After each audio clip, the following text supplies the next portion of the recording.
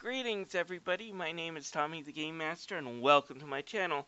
Sorry guys for turning my channel into a bit of a Kingdom Hearts and news themed channel, but my attention on the re-release of all the Kingdom Hearts games on the PlayStation 4 has given me plenty of things I wanted to talk about, so I did. The guide is still coming, but today let's take a look at a budget game you can get dirt cheap on Steam. Xbox 360 is on the backwards compatibility list for the Xbox One as well, and if you still own one, you can also buy it on the PS3. Time to take a look at Double Dragon Neon. I reviewed Double Dragon 4 a few months ago, and man did that game suck. I might do an editorial on why that game blows and this one doesn't, because Double Dragon Neon is more of a farce of a game, but at the same time WayForward did a better job remaking the game and series for modern times than the playing it straight Double Dragon 4. So let's take a look at WayForward's masterpiece, Double Dragon Neon.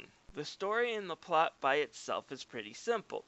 Typical to a Double Dragon game, Marion gets punched in the gut at the beginning and taken prisoner, and it's up to Billy and Jimmy Lee to go out and save her. And even the ending itself is a callback to the simpler times with just a credit scroll at the end. But what it does with its presentation is what makes this a one-of-a-kind game.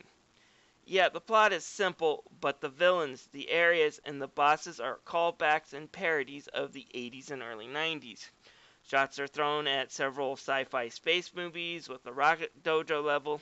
The terrible box art in video games is giving its due with a boss that looks like the original box art for Mega Man. Other shout outs to Final Fantasy and the Ninja Turtles games are just peppered in. But none of these compare to the game's antagonist. Every bad guy villain cliche from the 80s is present and poked fun of with this guy, who's a combination of 1980s Skeletor and 1980s Shredder, all rolled into one, and he's called Skullmageddon. Skullmageddon! How about you? And for the most part, he's just hilarious, even if some of his bone puns fall flat. The fact that you hear him belittling his subordinates whenever they fail or just complain about you wrecking his stuff. This is coming out of William's salary! All of them! And back to that credit roll. Again, the game's plot and setting might be a send-up to the 80s, but it's done really cleverly. You see, as he falls and the credit rolls, he starts to sing about how you defeated him, and that is one of the funniest musical numbers I've ever heard in a video game. The story is simple, but the presentation is really clever. With the exception of one thing that I didn't really find funny, and its treatment of women.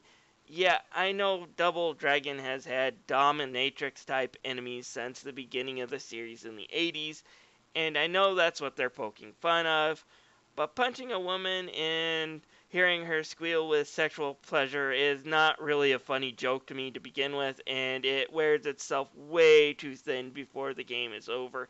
It's my only real complaint about the game and its humor, but overall, the presentation is really good. Okay, so what separates Double Dragon Neon from Double Dragons 4? Well, simple. A lot of games that want to be like Double Dragon get it the wrong way.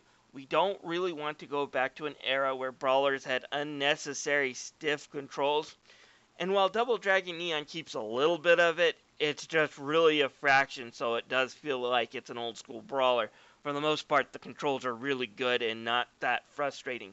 They add in a ton of new moves that are just easy to pull off. And they also added in this sparkle thing that happens whenever you dodge an enemy attack that helps boost your power temporarily and gives you a little bit of strategy with this new skill. Next to that, there is an RPG element to this game. It's not River City Ransom by any means, but I can definitely say it's inspired by it. Alright, Jimmy and Billy martial arts revolves around 1980s cassette tapes. Not going to the gym, not any type of special moves, but music tapes. In order to power these moves up, you have to collect the tapes, but there's a cap on the amount of tapes you can collect. Beating up bosses drops Mithril, which you can then go see the smith to raise the amount of tapes you can forge. The higher the level you beat, the boss on, the more mithril they will drop, and the more tapes you can forge. And yes, you do notice the difference as your stats begin to rise as you level up. The game does have a bit of grindiness to it, but I'll take that over the hopelessness I feel when I'm getting my head caved in by obobos and there's nothing I can do about it, like in Double Dragon 4.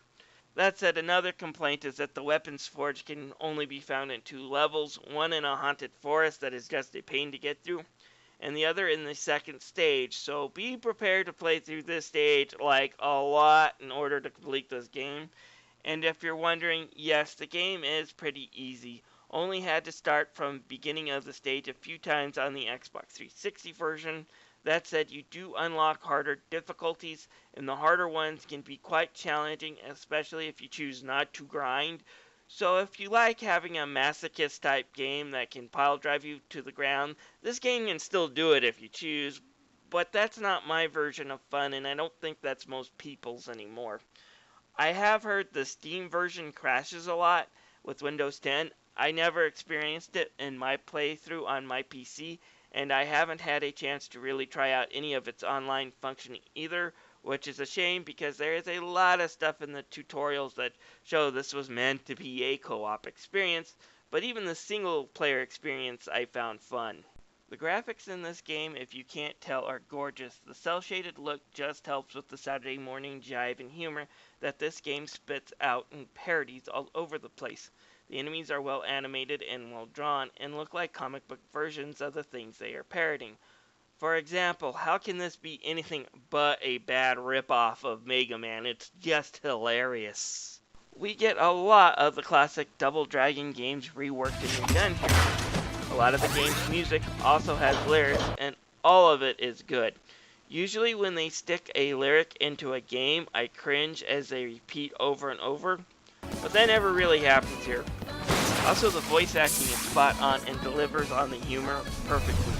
I have to give big thumbs up to the guy who does Skullmageddon's voice, as it's a great parody of Alan Oppenheimer's Skeletor's voice from the 1980s. Behold, Lee Brothers, my least sensible creation, this giant tank. Yes, Double Dragon Neon is a farce on the classic Double Dragon series. But it's a great farce with a lot of great homages. The people who put this together aren't out to bash the Double Dragon series from the 80s out of mean spirit, but kind of out of a humor since it hasn't aged well. In fact, I would say Double Dragon 4 is more of a farce when it comes to actual gameplay than this one by a million years. And this game, although a farce, is really funny and has a lot of really great charm to it. I say it's definitely worth picking up for the $15 I think it is on console. And I do hear the Steam version is a little bit buggy. It normally goes for $9. Unlike the console version, it does have online gameplay, but I never been able to connect anyone with it through Steam. That said, due to the fact that it crashes, if you just want to put this on your wish list and wait for it on sale, you can. It does go on sale at steep discounts. For example, I picked up Double Dragon Neon for Steam for 99 cents, which is definitely worth that amount. I have paid far worse games that I have paid far more than $1 for, and this game is definitely fun. It's funny, worth checking out. Anyways, this is Tommy the Game Master thanking you for watching this video. I would like you to click on that subscribe button if you don't mind and join my channel. I do a lot of things. I do news stories, I do guides, I do a lot of reviews, especially on budget games that I find on Steam and on discount on consoles, and I would love to have you guys be a member of my community. I'll see you guys later.